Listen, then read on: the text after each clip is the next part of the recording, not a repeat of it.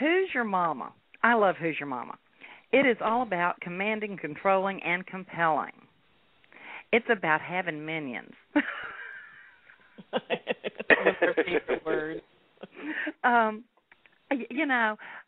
Who's Your Mama is really good for you to use if you do need to take control of your life, too. Yeah. We all have the power to change our own reality, but sometimes we need a little help. And Who's Your Mama will help with that. Of course, if you want somebody to do your bidding, Who's Your Mama will take care of that. All you have to do is plant the seed. Yeah. They're like two sides of a coin with all of these. Right, because you can, whatever you're going to do, are you going to bring control into your life where you're going to control your own life instead of living by default, or are you going to put that control over on someone else for whatever reason? Yeah.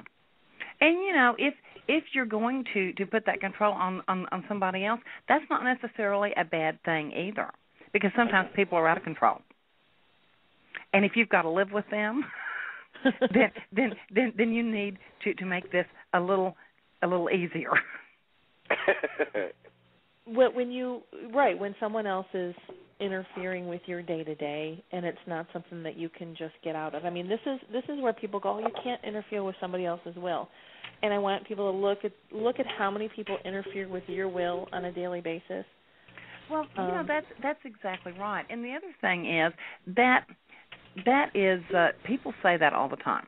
Don't interfere with somebody else's will. It's not, you shouldn't ever manipulate anybody. The problem with that is that all magic is manipulative, and there's no way around it. Even a money spell is manipulative. If you find money in the street after you did a money spell, that money came from someplace. Mm-hmm. So some guy, some poor bastard, put his hand in his pocket, fished out his keys, and dropped $300. But you manipulated that. Right. So, you put yourself in that path rather than, being three people behind. Exactly. Yeah, even like get a job, when people are working on employment stuff, what they don't realize a lot of times is that if you're getting that job, if you're using magic to get that job, every other applicant that applied, you have blocked them basically from getting that particular position. That's exactly so you're right. That's right, and for whatever reason, you worked magic, and your resume caught their eye, or maybe they gave your resume a second look. Mm-hmm. So yeah, you've knocked the other 100 folks out of that job. You're right. But you can't think that you can't put all the responsibility on yourself in that regards.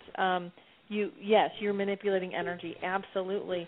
I've had clients come back and say, I used to get a job, and what they did is they opened up a second position because they got busy. So it can go a multitude of ways, and if this is the right place for you to go, if this is the right energy for you, and it matches what you're asking for, then go get what you're asking for. Well, exactly. Otherwise, why ask?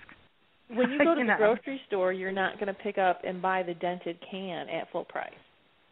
That's right. Yeah. And that's life.